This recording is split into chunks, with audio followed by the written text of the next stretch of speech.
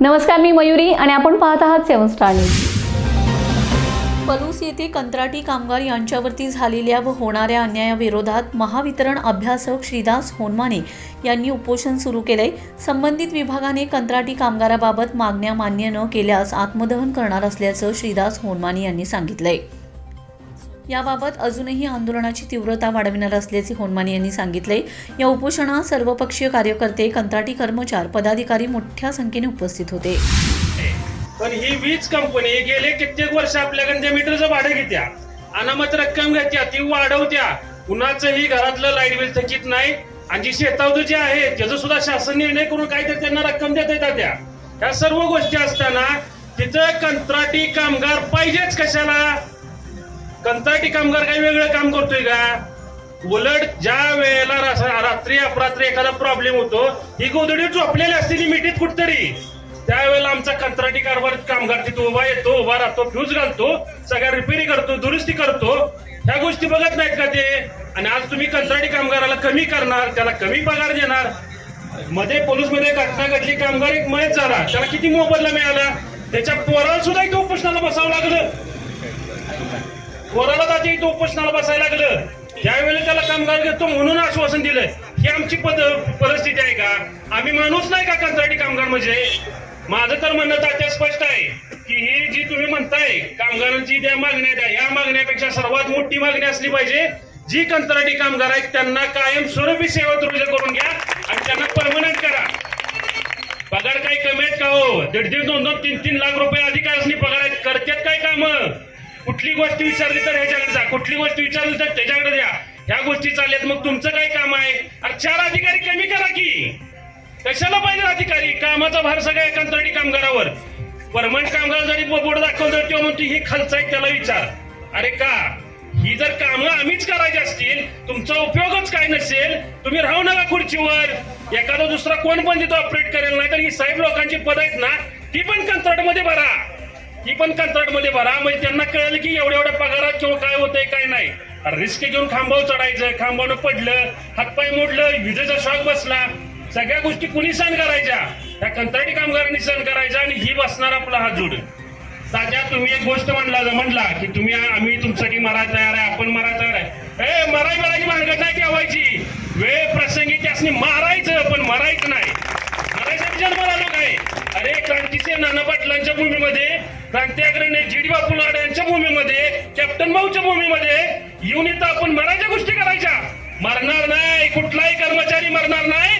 उद्या गरज पडली तर आम्ही मारू, आम्ही सर्व स्टेशन बंद पाडू, पण आम्ही आमचा हक्क घेऊ। एवढंच बोलून थांबतो। जय हिंद, जय महाराष्ट्र। वीज वितरण महामंडळाच्या कंपन्याशी निगडीत असणारा कामगार, कॉन्ट्रॅक्टर काम करणारा कामगार, त्यांना त्यांच्या समस्यासाठी उपोषणाला बसण्याची वेळ या ठिकाणी आली आणि या ठिकाणी उपोषणाच्या वेळी इथं उपस्थित असणारे श्रीदास होनमाने साहेब, आमचे कुंडलगावचे सरपंच जयराज होवार, ॲडव्होकेट दीपक नाग, संजय भाऊ, आपल्या कुंडलगावच्या विकास सोसायटीचे चेअरमन नितीन बाबा, प्रीतम, राहुल आणि नेतृत्व, ह्या लोकांना संघर्षासाठी उभा करणारे आमचे सहकारी उमेश हेंद्रे आणि सर्व कामगार बंधू।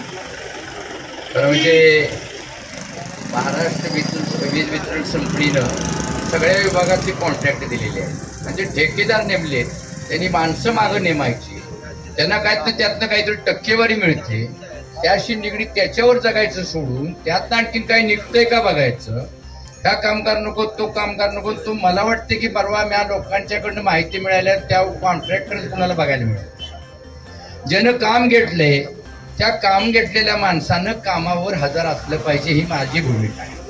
आणि ही तर आत्ता अशी परिस्थिती आहे, ज्या पद्धतीने अन्न, वस्त्र, निवारा ह्या 3 प्राथमिक आणि गरजा आहेत, त्याचप्रमाणे हवा, पाणी आणि वीज ह्या 3 ह्या सुद्धा प्राथमिक गरजा आता निर्माण झालेल्या आहेत। याच्याशिवाय माणसंच जगू शकत नाही आणि अशा अत्यावश्यक सेवेमध्ये काम करणारा कर्मचारी हा अत्यावश्यकच असला पाहिजे, ही भूमिका आम्हा लोकांची आहे।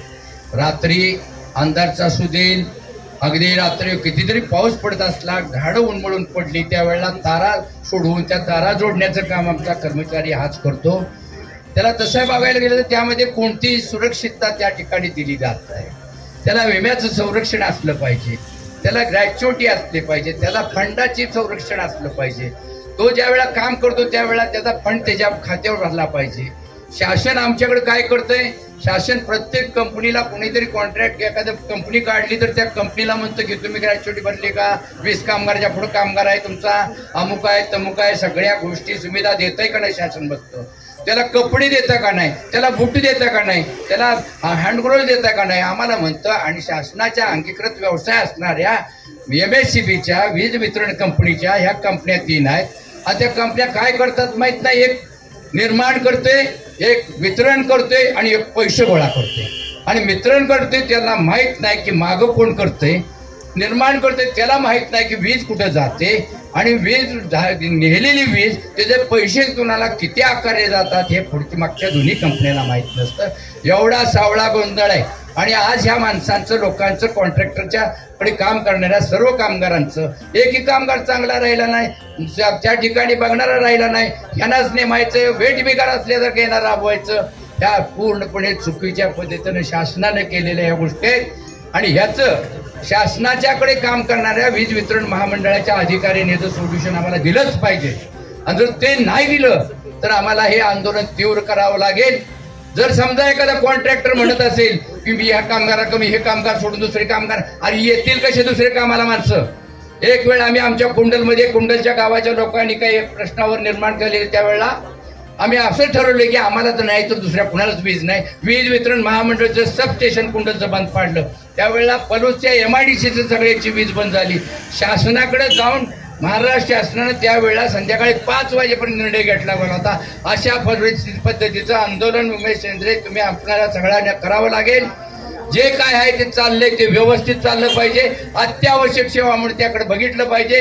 त्या ठिकाणी काम करणारा कर्मचारी आहे, त्या कर्मचाऱ्याला सगळ्या सुरक्षा आणि सगळ्या सेवा त्या शासनानं दिल्या पाहिजे, त्या कॉन्ट्रॅक्टरने दिला पाहिजे. आणि कॉन्ट्रॅक्टर स्वतः कामावर हजर असला पाहिजे. तू म्हणत असशील की यांना ठेवू नको तो नको, यातली 4 काढू दाख, एक कामगार काढला जाणार नाही, ही भूमिका आपण घेतली पाहिजे. आणि त्या ठिकाणी जरी समजा मरायची वेळ आली तर त्या पुढे तुमच्या पुढे आम्ही सगळेजण एक पाऊल पुढे असू, एवढंच तुम्हाला सांगतो. तुम्ही कमी पडू नका, तुम्ही ढिलं पडू नका. तुमचे प्रश्न तुमच्या हातात आहेत.